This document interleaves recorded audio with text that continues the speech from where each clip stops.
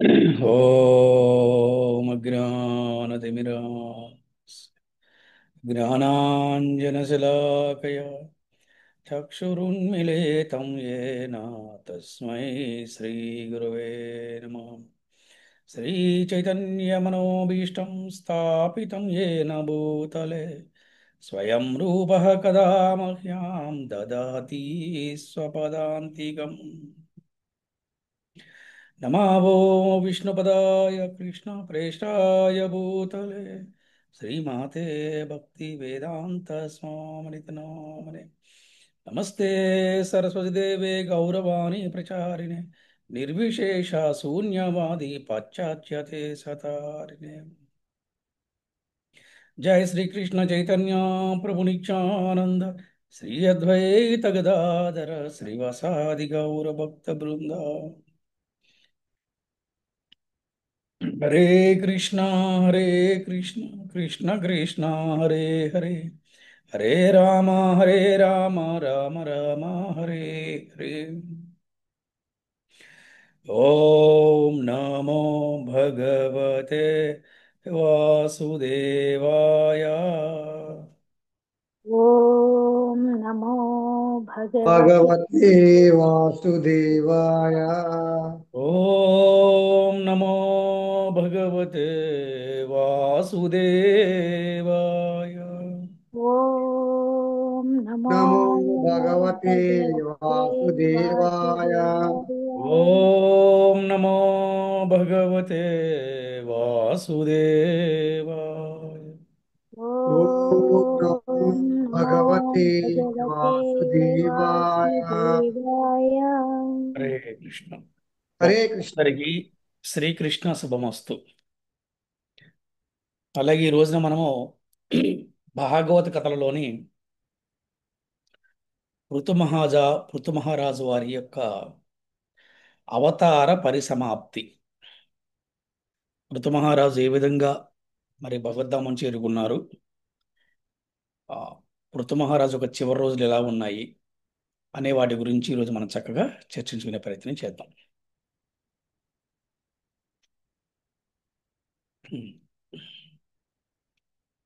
పృథు మహారాజు అవతార పరిసమాప్తి. మనము పృథు మహారాజు ఆవిర్భావం గురించి చెప్పుకున్నాము.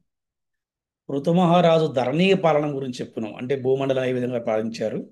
మరి ఈ రోజున పృథు మహారాజు అవతార పరిసమాప్తి గురించి చెప్పుకున్నాం. భగవానుడు అఖిల పురుషోత్తమాయ అని పిలువబడతాడు. అంటే అతడు అఖిల సృష్టికి ప్రభువు. పురుషుడు అంటే భోక్త, ఉత్తమ అంటే సర్వశ్రేష్ఠుడు అని అర్థం. పురుషులు అంటే భోక్తలు మూడు రకాలుగా ఉన్నారంట. వారిని మూడు రకాలు విభజించవచ్చంట. ఒకటి బద్ధులు, రెండు ముక్తులు, మూడు వారు నిత్యులు అని విభజిస్తారంట. నిజానికి భగవానుడు జీవులు కూడా నిత్యులే. కానీ భగవానుడు నిత్యులలో నిత్యుడని వేదాలలో చెప్పబడింది. కాబట్టి శ్రీకృష్ణుడు మొదలుకొని మహావిష్ణువు, నారాయణుడు, శ్రీకృష్ణుడి యొక్క ఇతర అంశములు కూడా ఇతర అంశాలు కూడా పరమ నిత్యత్వములుగా పిలువబడును. బ్రహ్మ సంహితలో తెలుపబడినట్లుగా రామ నరసింహాది రామ నరసింహ వరహాది అవతారములు అనంత సంఖ్యలో ఉన్నాయి. వారందరూ కూడా నిత్యులే అని చెప్పబడిందనమాట. అది అయితే ఈ భౌతిక జగత్తుకు రానే రానట్టి జీవులు ఎవరంటే ముక్తులు. అంటే వాళ్ళు ముక్తులు ఎవరంటే ఈ భౌతిక జగత్తుకు అసలు రానే రారంట. వారు ఎల్లప్పుడూ కూడా భగవంతుడి సేవలో నిమగ్నమై ఉంటారంట. అందుకే భగవంతునితో పాటు భగవద్ధామంలో ఉంటారంట. ఈ భౌతిక జగత్తులోనే దాదాపు శాశ్వతంగా ఉండిపోయే జీవులే బద్ధులు. వీళ్ళు బద్ధులు అనమాట. బద్ధులు అంటే ఎవరంటే ఎప్పుడు ఇక్కడే ఉండిపోతారనమాట. జన్మ మృత్యు జరావ్యాధి, పుడుతూ ఉంటారు, మరణిస్తూ ఉంటారు.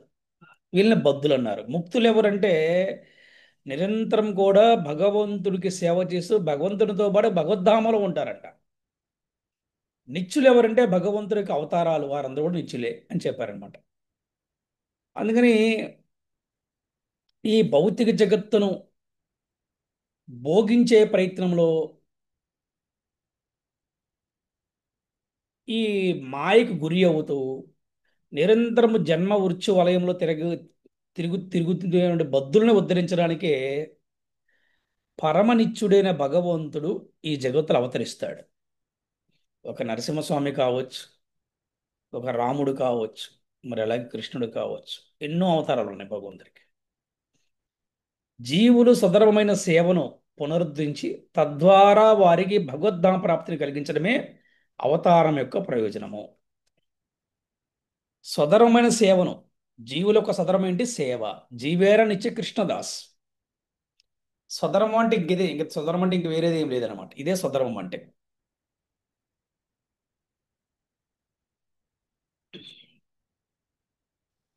పృథు మహారాజు విష్ణు అవతారముగా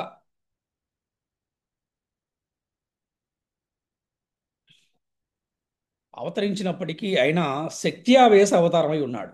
అటువంటి పృథు మహారాజు అవతరించడానికి గల కారణాలని, మరి అతడు వనర్చిన అద్భుతమైన లీలలని ఇంతవరకు చర్చించుకున్నాం మనం. నిన్న కానీ మొన్న కానీ చర్చించుకున్నాం. మరి ఇక అతని అద్భుతమైన అవతార పరిసమాప్తి ఎలా జరిగిందో తెలుసుకుందాం. పృథు మహారాజు నిర్వహించిన యజ్ఞంలో సాక్షాత్తుగా విష్ణువే ప్రత్యక్షమయ్యాడు. చెప్పుకున్నాను నిన్న కూడా మనం. యజ్ఞ అశ్వాన్ని అంటే అక్కడ గుర్రాన్ని కూడా దొంగలించిన ఇంద్రుడు కూడా సిగ్గుతో అక్కడికి వచ్చాడు విష్ణువుతో పాటు. ఏదైనా వరాన్ని కోరుకోమని విష్ణువు పృథు మహారాజుని అడిగాడు. అప్పుడు ఏం చెప్పాడంటే, దేవ, పుత్రుడు అడగవలని వేచి ఉండకుండా అతని హితము కొరకు తండ్రియే సమస్తాన్ని వనర్చే విధంగా నాకు ఏది లాభదాయకమని నీవు తలుస్తావో అదే నాకు అనుగ్రహింపని అన్నాడు. అంతే కదా. ఇప్పుడు కొడుకుకి ఏది అవసరమో తండ్రికి బాగా తెలుసు, కూతురికి ఏది అవసరమో తండ్రికి బాగా తెలుసు. మళ్ళీ ప్రత్యేకం కోరుకోవాలా? అలాగే నీవే నా తండ్రివి కాబట్టి నీవు నాకు ఏది మంచిదో, ఏది లాభదాయకమో అది నాకు అనుగ్రహించమని అడిగాడు అనమాట. జీవులకు మార్గదర్శనము చేయడమే అవతార ప్రయోజనము. పృథు మహారాజు మాటలకు సంతోషించిన విష్ణు భగవానుడు అతన్ని అనుగ్రహిస్తూ, రాజా, అప్రమత్తుడవైన ఆజ్ఞలను పాలించు, శ్రద్ధగా నా ఆజ్ఞలు నిర్వహిస్తూ జీవించేవాడు సర్వత్రా శుభాన్ని పొందుతాడు అనే ఒక పరమ రహస్యాన్ని తెలియజేశాడనమాట. తరువాత విష్ణు భగవానుడు తన ధామానికి తిరిగి వెళ్ళిపోయాడు. పృథు మహారాజు వారి యొక్క ఆ, ఏమంటారు, పరిజనులు అంటారు వారిని, అంటే వీరి యొక్క ఫాలోవర్స్ ఎవరుతున్నారో వాళ్ళతో కలిసి మళ్ళీ ఆయన యొక్క అంతఃపురానికి వెళ్ళాడు. శక్త్యావేశ అవతారమైన పృథు మహారాజు ఈ యొక్క భూమండలాన్ని బాగా పాలించి జనరంజకంగా రాజ్యపాలన చేశాడు. అందరి మనల్ని పొందాడు అనమాట. మళ్ళీ తర్వాత పృథు మళ్ళీ ఒకసారి ఒక యజ్ఞాన్ని నిర్వహించాడు. దాంట్లో ఋషులు, బ్రాహ్మణులు, దేవతలు, రాజర్షులు అందరూ పాల్గొన్నారు. ఆ సభలో పృథు మహారాజు పూజార్హులైన అందరినీ కూడా తొలుత పూజించాడు. యజ్ఞ నిర్వహణకి సిద్ధపడి ఉన్నందున పృథువు ఆభరణరహితుడై ఉండి చక్కగా భగవంతుని స్మరణలో ఉన్నాడు. అతని దేహము ఎంతో శోభాయంగా ఉందంట. ఆ సందర్భంగా ఆ సమయంలో పృథు మహారాజు అక్కడ సభాసదులకు దివ్యోపదేశం చేశాడంట, అక్కడ వచ్చిన వారందరికి కూడా. చూడండి ఏం చెప్తున్నాడు. దేవదేవుని అనుగ్రహంతోనే ఈ లోకంలో నేను రాజుగా నియమించబడ్డాను. ప్రజలను పాలించడానికి, అన్ని ఆపదల నుండి వారిని రక్షించడానికి వేదాలచే నెలకొల్పబడిన వర్ణాలను అనుసరించి వారికి పనులను కల్పించడానికే నేను రాజధానిని చేపట్టాను. రాజుగా నా కర్తవ్యాన్ని నిర్వహించినప్పుడే సర్వ అభిష్టాలు సాధించగలని భావిస్తున్నాను.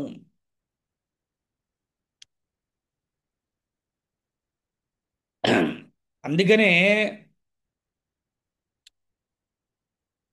సర్వజీవులకి తండ్రి అయినటువంటి వాడు, భగవంతుడైనటువంటి వాడు, విష్ణు భగవానుడు ప్రసన్నుడైనప్పుడే అటువంటి అదృష్టం కలుగుతుంది.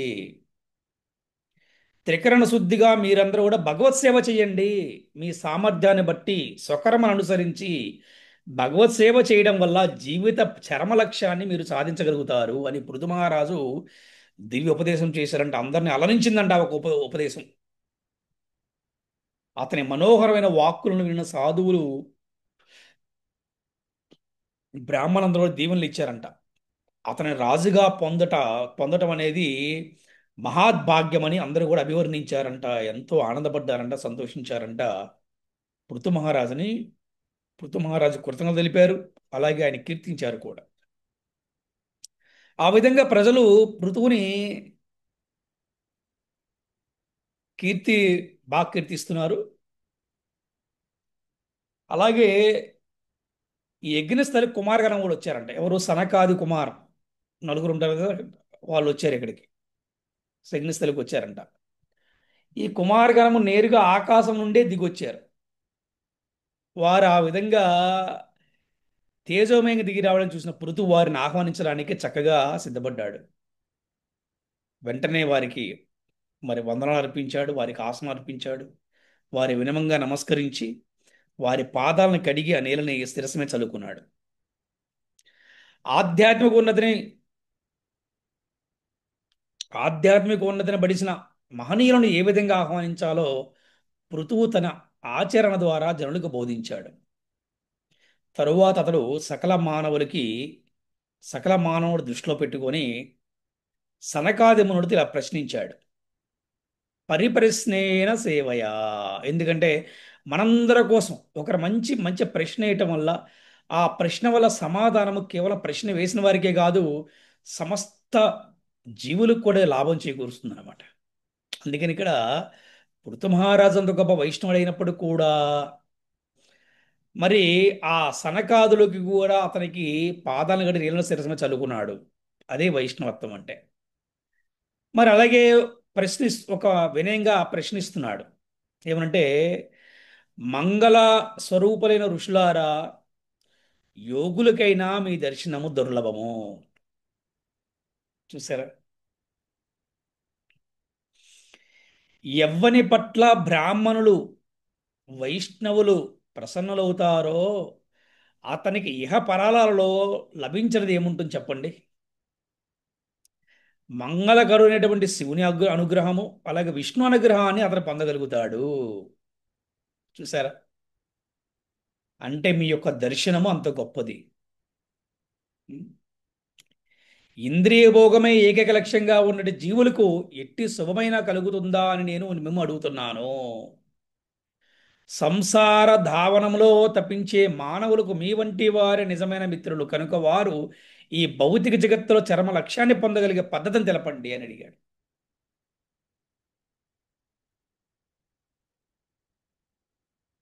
పృథు మహారాజు యొక్క వినమ్రమైనటువంటి ప్రశ్నలకి సంతుష్టుడైనటువంటి సనత్ కుమారులు అతనికి చక్కని జ్ఞానోపదేశం చేశారనమాట.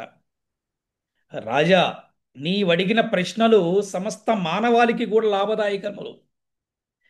దేవదేవుని పాదపద్మ కీర్తనములో నీకు మిక్కిలి అనురక్తి ఉన్నది. అది అత్యంత దుర్లభమైనది, అంటే చాలా కష్టమైంది. భాగవత ధర్మాన్ని ఆచరించడం ద్వారా, జిజ్ఞాస ద్వారా, భక్తి యోగ పాలనము ద్వారా, దేవదేవుడైన యోగీశ్వరుని అర్చనము ద్వారా, అతని మహిమల శ్రవణ కీర్తనము ద్వారా భగవద్ అనురక్తి వృద్ధి చెందుతుంది. ఏ విధంగా ధనార్జన చేసి ఇంద్రియ భోగాన్ని పొందాలని ఆలోచించడము మానవ జన్మ యొక్క ప్రయోజనము నష్టపరిచేదే ఉంటుంది. అది కరెక్ట్ కాదు. అలా చేసిన వాడు ఏమవుతారంటే భక్తి జ్ఞానరహితుడైపోతారంట వాడు. ఎలా ఎలా అయిపోతారంటాడు? వృక్షాలుగా, చెట్టులాగా పుడతారంట. పాషాణముల వంటి జీవజాతుల్లో ప్రవేశిస్తారంట వాళ్ళు. రకరకాల నీచాతి జీవజాతుల్లో ప్రవేశిస్తారంట మనుషుడు. ఏది? ఏదో రకంగా డబ్బు సంపాదించాలి, ఇంద్రియ భోగాన్ని అనుభవించాలనుకునే వాళ్ళు ఏ విధంగా అంటే చెట్టుల్లాగా రకరకాల జీవజాతుల్లో వాళ్ళు పుడుతూ ఉంటారంట. అందుకనే ధర్మార్థ కామ మోక్షాలనే చతుర్విధ ఫల పురుషార్థాలలో మోక్షాన్నే గంభీరంగా స్వీకరించాలి. అంతే కదా. ఉం? మోక్షాన్నే స్వీకరించాలి. ధర్మార్థ కామ ఇవెందుకు చెప్పండి? అందుకని భగవత్పాద పద్మసేవలో సదా నియుక్తులయ్యే భక్తులు కర్మ వాసన గ్రంథిని సులభంగా తెరచగలుగుతున్నారు. చూసారా? మనం చెప్పుకున్నాం, అది ఏ కులములో పుట్టినా కూడా భగవంతుడు సేవలో ఉంటే గనక ఎన్ని కోట్ల జన్మల పాపాలైనా కూడా పటాపంచలైపోతాయి. దీన్నే కర్మ వాసన గ్రంథి అన్నారనమాట. భక్తి రహితులైన జ్ఞానులు, యోగులు ఇంద్రియ భోగకరటాలను ఆపడానికి ప్రయత్నించినప్పటికీ ఆ కార్యం సాధించలేకపోతున్నారు. యా, భక్తి లేకుండా జ్ఞానం ఉండటంలో ఉపయోగం లేదు. భక్తి లేకుండా యోగా చేయటంలో ఉపయోగం లేదు. అందుకే వాళ్ళు ఎవరు కూడా భగవంతుని చేరుకోలేకపోతున్నారు. కాబట్టి శ్రీకృష్ణుని భక్తియుత సేవలోనే నీవు నియుక్తుడు కావాలని నేను ఉపదేశిస్తున్నాను. భయంకరమైన మొసళ్లతో నిండినటువంటి ఈ సంసార సాగరము దాట నశక్యమైనది. దానిని దాటడానికి భక్తి రహితులు తపోనిష్టాది మార్గాలను అవలంబిస్తారు. కానీ నీవు మాత్రం అలా చేయొద్దు. భగవత్ చరణారవిందాలని ఆశ్రయించు ఓ పృథు మహారాజా అని వారు సలహా ఇస్తున్నారనమాట. సంసార సాగరము దుస్తరమే అయినప్పటికీ కూడా దేవదేవుని పాద పద్మాశ్రయము చేత నీవు సమస్త ఆపదను దాటగలుగుతావు అని ఈ సనత్కుమారులు బోధించారనమాట. ఈ సనత్కుమారుని ఉపదేశాలతోటి సంతోషపడిన పృథువు ఆ సనకాది నలుగురికి కూడా చాలా వరకు వారికి అర్పించాడు. సమస్తాన్ని కూడా ఆయన దగ్గర ఉన్నప్పుడు ఏవైతే ఉంటుందో అంతా కూడా అర్పించాడు. పృథు మహారాజు యొక్క వినయానికి, వినయశీలతకు వారికి ఆనందం వేసి వారు మళ్ళీ అక్కడి నుంచి వెళ్ళిపోయారు చక్కగా. వారు అనుగ్రహాన్ని కూడా పొందాడు పృథు మహారాజు. తదనంతరము పృథు మహారాజు రాజ్యపాలన చేస్తూ ఐశ్వర్యాన్ని, ఇంద్రియ భోగాన్ని వినియోగించకుండా అనాసక్తునిగా కాలం గడిపాడు. చూసారా? రాజుగా ఉంటే ఎన్ని భోగాలు ఉంటే చెప్పండి, కానీ ఏమి కూడా అయినా పట్టించుకోలేదు. చక్కగా ముక్త స్థితిలో నిలిచిన వాడే సమస్త కార్యాలు నిర్వహిస్తూ అతడు తన భార్య అయిన అర్చి వలన, అంటే తన భార్య పేరు అర్చి వలన 5 పుత్రులను పొందాడంట. వాళ్ళ పేర్లు ఏంటి అంటే విజితాశ్వుడు, ధూమ్రకేశుడు, హర్యక్షుడు, ద్రవిణుడు, ఉరుకుడు. ఈ 5 అనమాట. అందుకని పృథు మహారాజు గొప్ప భగవద్భక్తుడైనందున ప్రజలను వారి అభిష్టమును అనుసరించి ప్రసన్నలను చేయుచు భగవంతుని సృష్టిని రక్షింపగోరాడు. పృథువు యొక్క ఆజ్ఞలను ఉల్లంఘించుట అగ్ని జయించినంత చందముగా ఉండేదన్నమాట. ఆ విధంగా మిక్కిలి ఆ ఓర్పు కలిగిన వాడై ఈ ప్రజలని సొంత బిడ్డల్లాగా ఆయన పాలించాడనమాట. ఒక కల్పవృక్షములాగా అతడు ఆ రాజ్య ప్రజల కోరికలు తీర్చాడంట. అంతేకాకుండా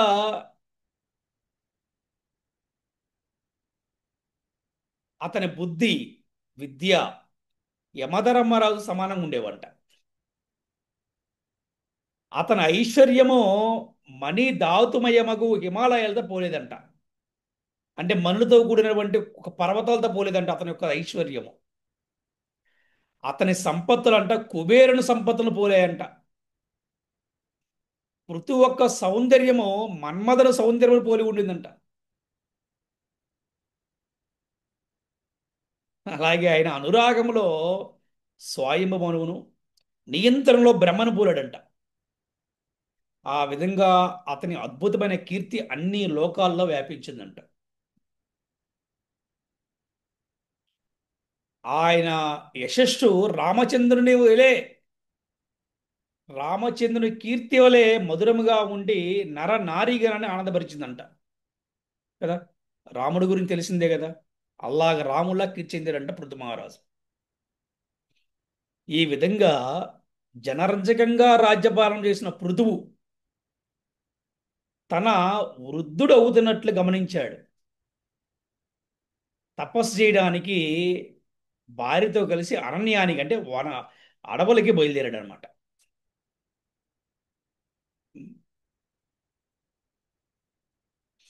గృహస్థ జీవనం నుండి నిష్క్రమించిన అతడు భార్యతో పాటుగా అడవుల్లో ఉగ్రమైన తపస్సును చేపట్టాడంట. ఆ విధంగా వనములో అతడు కొన్ని మార్లు కందమూలాలు భుజించాడు, కొన్ని మార్లు ఫలాలను ఎండాకులు భుజించాడు, కొన్ని వారాలు అతడు కేవలం జలపానమే చేసేవాడంట, అంటే కేవలం నీళ్లతోనే. చివరకు కేవలము గాలే పీల్చేవాడు.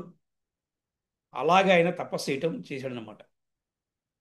ఆ విధంగా ఆయన అరణ్యవాస నియమాలను పాటిస్తూ ఋషిగణాన్ని అనుసరిస్తూ అనుసరించి ఆయన అక్కడ ఉండగలిగాడు. వర్షాకాలంలో వర్షధారాలతో తడిచిపోయాడు.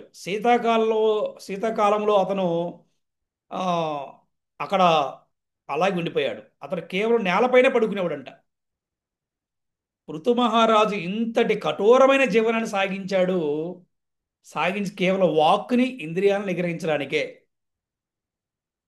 దాన్నంతా అతను కేవలం కృష్ణ ప్రీత్యర్థమే చేశాడు, కానీ అన్య ప్రయోజనానికి కాదు. గుర్తుపెట్టుకోవాలి. కృష్ణము అచరత్తప ఉత్తమం అని భాగవతం చెప్పబడింది. అంటే ఆ విధంగా పృథు మహారాజు సమస్తము కామ్య కర్మ కోరికల నుండి ముక్తుడయ్యాడు. దేహత్యాగం చేయవలసిన సమయము రాగానే పృథువు తన మనస్సును పూర్తిగా శ్రీకృష్ణుని పైననే లగ్నం చేశాడు. ఆ రీతిగా అతను పూర్తిగా భగవంతుని భావనలో దేహత్యాగం చేశాడు.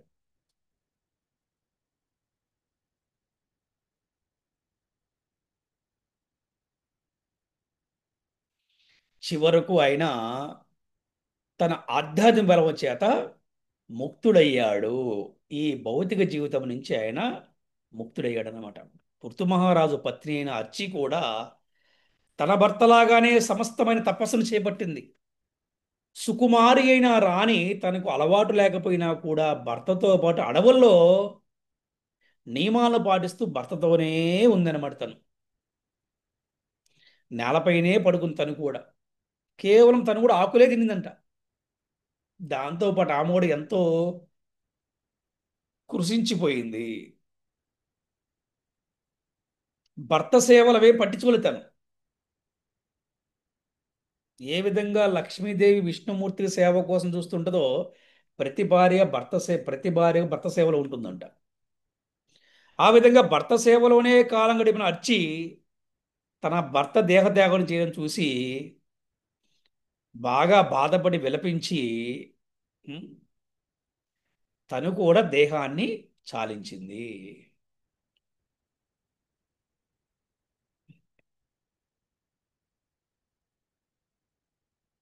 భర్త పాదాలే తలుస్తూ ఆ భర్త చితిలోనే తను కూడా ప్రవేశించి తను కూడా దేహాన్ని త్యాగం చేస్తుందన్నమాట. ఈ అర్చి చేసినటువంటి వీరోచిత కార్యాన్ని చూసిన వేలాది దేవపత్నులు తమ భర్తలతో పాటు ఆమెను ఎంతోమంది కీర్తించారన్నమాట. అప్పుడు దేవతలు వారి యొక్క పత్నులు ఆ ఒక చితిపైన పుష్పవృష్టి కురిపించారంట. తమలో తాము ఇలా అనుకున్నారంట దేవతలు, మహారాణి అర్చి ఎంతో ధన్యురాలు. ప్రపంచ చక్రవర్తి పృథువుకు పట్టపురాణి అయిన ఆమె లక్ష్మీదేవి విష్ణువును అర్చించినట్లుగా తన భర్తను అర్చించింది. పతివ్రతైన ఆమెను చూడండి, తన పుణ్యకర్మలచే ఆమె తన భర్తనే అనుసరిస్తూ పోతున్నది. ఈ భౌతిక జగత్తులో మానవుని జీవన కాలము అతి పరిమితము. కానీ భక్తి యోగములో నెలకొనిన వారు నిజంగా మోక్ష పథంలో ఉన్నట్టు వారు కాబట్టి వారు నిశ్చయంగా భగవద్ధామానికే వెళ్తారు. వారికి దుర్లభమైనది ఏది కూడా లేదు, అంటే కష్టమైనది ఏది కూడా లేదని చెప్తున్నారనమాట. ఎవరు? దేవతలు మాట్లాడుకుంటున్నారు ఈ విషయాన్ని. అందుకే చెప్తారు దేవతల కన్నా వైష్ణవులు గొప్పవారంట, గుర్తుపెట్టుకో. దేవపత్నులు ఈ విధంగా తమలో తాము చర్చించిన లోపల అచ్చి తన భర్త చేరిన లోకానికి చేరిపోయిందంట. భాగవతోత్తముడైన పృథు మహారాజు యొక్క ఉదారమైనటువంటి చరిత్రను మైత్రేయుడు విదురునికి వివరించడానికి భాగవతములోని చతుర్స్కందంలో చెప్పబడిందంట, అంటే 4వ స్కందంలో. దివ్యమైనది ఘనమైనది అయినట్టి పృథువు చరితము దివ్యమైన శ్రవణ ఫలాన్ని కూడా కలిగిస్తుందంట. అదేమిటో శ్రద్ధగా గమనించండి ఒకసారి అందరూ కూడా. పృథు మహారాజు సద్గుణాలను, పృథు మహారాజు యొక్క గుణాలను సద్గుణాలను శ్రద్ధతోనూ నిశ్చయంతోనూ వర్ణించేవాడు, పఠించేవాడు, వినేవాడు, శ్రవణానికై ఇతరులను తోడ్పడేవాడు. పృథువు పొందిన లోకాన్నే పొందుతాడంట. అంటే పృథు ఏ లోకానికి ఆ లోకానికి వెళ్తాడంట. చూసారా? అంటే వైకుంఠ ప్రాప్తి కలుగుతుందంట. పృథు చరిత్రను శ్రవణం చేసే బ్రాహ్మణుడు బ్రాహ్మణత్వలో పరిపూర్ణ అవుతాడంట. మరి క్షత్రియుడు ప్రపంచ చక్రవర్తి అవుతాడంట. వైశ్యుడు వైశ్యుడు ఇతర వైశ్యులకి అధిపతి అవుతాడంట. అలాగే పశువులకు కూడా అధిపతి అవుతాడంట. శూద్రుడు ఉత్తమ భక్తుడు అవుతాడంట. దేనివల్లండి? ఈ పృథు మహారాజు యొక్క కథని వినటం వల్ల, ఈ చరిత్రని వినటం వల్ల. పృథు మహారాజు చరిత్ర శ్రవణం చేయడం ద్వారా సంతానహీనుడు సంతానాన్ని పొందుతాడంట. వినండి చక్కగా. దరిద్రుడు ధనవంతుడు అవుతాడట. ఈ చరిత్రను ముమ్మారు వినడం వలన మనిషికి సంఘములో మంచి గుర్తింపు వస్తుందంట. ముమ్మారు అంటే మళ్ళీ మళ్ళీ వినటం వల్ల. మూర్ఖుడైనా కూడా గొప్ప పండితుడే అవుతాడట. సమస్తమైన అమంగళాలన్నీ కూడా తొలగిపోతాయంట. ఈ పృథు చరిత్ర వినడం వలన మనిషి గొప్ప ధనవంతుడు అవుతాడంట. ఆయువుని పెంచుకుంటాడంట. స్వర్గలోకాన్ని పొందుతాడట. కలి కల్మాషాన్ని నివారించుకుంటాడట. ధర్మార్థ కామ మోక్షాల కారణాలను వృద్ధి చేసుకుంటాడంట. కాబట్టి ఇటువంటి కోరికలు కలిగిన వారు పృథు మహారాజు యొక్క చరిత్రని పఠించడము వినడము అన్ని విధాలుగా శ్రేయస్కరము.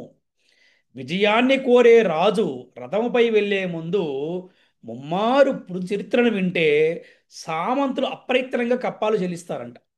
చూసారా? బాబా బాబా బా.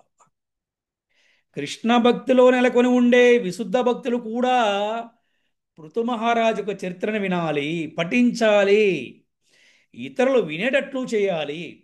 ఎవరైతే ఈ చరిత్రను వింటారో వారు విష్ణులోకాన్నే పొందుతారు. అంతేకాదు గొప్ప ఆదరముతో భక్తితో నిత్యము దీన్ని పఠించేవాడు, కీర్తించేవాడు, వర్ణించేవాడు భవసింధువును తరింపజేసే నావ వంటి భగవత్పాద పద్మముల పట్ల అకుంఠితమైన విశ్వాసాన్ని శ్రద్ధని పొందుతాడు. హరే కృష్ణ హరే కృష్ణ కృష్ణ కృష్ణ హరే హరే, హరే రామ రామ రామ హరే హరే.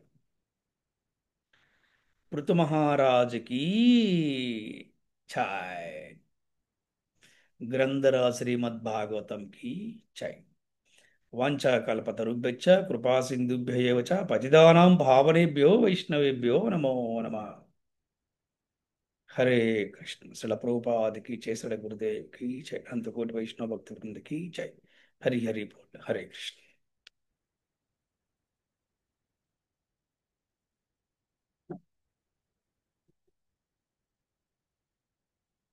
హరే కృష్ణ.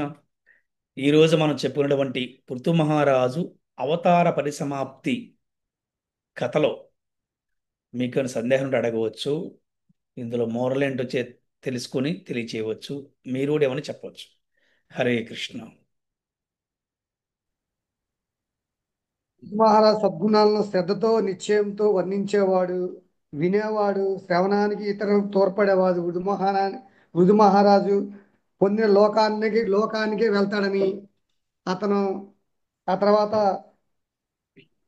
వృధు మహారాజ్ చరిత్ర శ్రవణం చేసే బ్రాహ్మణుడు బ్రాహ్మతత్వంలో పరిపూర్ణుడు అవుతాడని, క్షత్రియుడు ప్రపంచ చక్రవర్తి అవుతాడని, వైశ్యుడు పెక్కు అంటే పెక్కు పశువులకు అధిపతి అవుతాడని, శూద్రుడు ఉత్తమ భక్తుడు అవుతాడని తెలుసుకున్నాం గురుజీ. ఆ తర్వాత వచ్చేసి ఈ చరిత్ర ముమ్మారు వినడం ద్వారా సంతానహీనుడి కూడా పెక్కు సంతానాన్ని పొందుతాడని తెలుసుకున్నాం గురుజీ. అతను వైకుంఠ ధామానికి చేరుకుంటాడు, విష్ణు ధామానికి కూడా చేరుకుంటాడని తెలుసుకున్నాం గురుజీ విధు మహారాజు చరిత్ర వినటం వల్ల. ఎందుకంటే అంత గొప్ప వ్యక్తి, కృష్ణ భక్తి వాళ్ళు నెలకొనే విష్ణు భక్తులు కూడా వృధు చరిత్రను వింటే మటుకి మనకి ఏదైనా విన్నా పట్టించిన ఇతరులను సేవించేటట్లు చేసినా, ఇతరులకు వినేటట్లు చేసినా, ఏం చేసినా సరే విష్ణు లోకాన్నే పొందారని తెలుసుకున్నాం గురుజీ. అంతేకాక మనం ఎవరైతే భక్తితో నిత్యము ఈ వృధు మహారాజ్ చరిత్రని పఠించే వాళ్ళు, కీర్తించే వాళ్ళు, వర్ణించే వాళ్ళు ఎవరైనా సరే భక్తితో చేస్తే కృష్ణ అంటే విష్ణు భక్తికి వైకుంఠానికి చేరతారని విశ్వాసంతో శ్రద్ధతో చేస్తే వైకుంఠానికి చేరతారని తెలుసుకున్నాం గురుజీ. ఇది గురుజీ ఈ రోజు తెలుసుకున్న దాంట్లో మోరల్. హరే కృష్ణ గురుజీ. హరే కృష్ణ.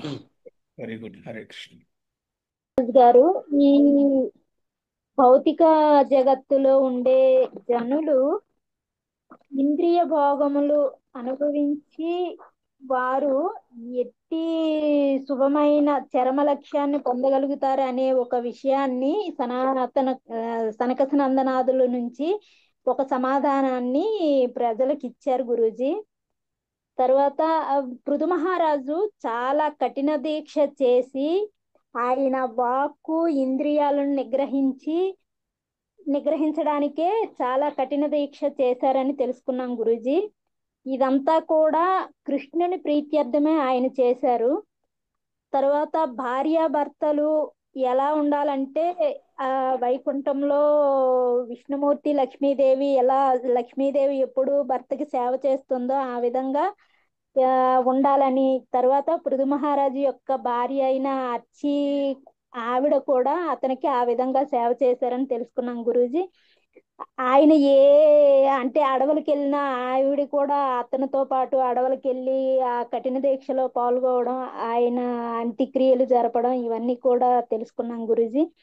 తర్వాత పృథు మహారాజు యొక్క జీవిత చరిత్రను ఎవరైతే వింటారో, ఇతరులకి చెప్తారో, వాళ్ళు చదువుతారో వాళ్ళు వైకుంఠాన్నే చేరుతారని, తర్వాత ఈ శ్రవణము కీర్తనము ఇవన్నీ కూడా భగవంతుని పాద పద్మాలను చేరడానికి కావలసిన విశ్వాసాన్ని శ్రద్ధని మనకి అందిస్తాయని తెలుసుకున్నాం గురూజీ. హరే కృష్ణ గురూజీ. హరే కృష్ణ తల్లి. Very good. చాలా బాగా చెప్పారు. హరే కృష్ణ హరే కృష్ణ కృష్ణ కృష్ణ హరే హరే హరే రామ హరే రామ రామ రామ రామ హరే హరే హరే హరే కృష్ణ కృష్ణ హరే హరే కృష్ణ కృష్ణ కృష్ణ కృష్ణ హరే హరే హరే రామ హరే రామ హరే రామ రామ రామ హరే హరే కృష్ణ హరే హరే కృష్ణ హరే కృష్ణ కృష్ణ హరే కృష్ణ కృష్ణ హరే హరే కృష్ణ హరే కృష్ణ కృష్ణ హరే హరే హరే రామ రామ రామ హరే హరే. హరే కృష్ణ కృష్ణ కృష్ణ హరే హరే హరే హరే. హరే కృష్ణ గురూజీ. ధన్యవాద ప్రణామం. Thank you Guruji. పృథు మహారాజు అవతార పరిసమాప్తి గురించి తెలుసుకున్నాము. థ్యాంక్ యూ గురు. హరే కృష్ణ గురూజీ. దండవత్ ప్రణామం. ప్రణామం తల్లి. హరే కృష్ణ. హరే కృష్ణ గురుజీ. దండవత్ ప్రణామాలు గురుజీ. హరే కృష్ణ.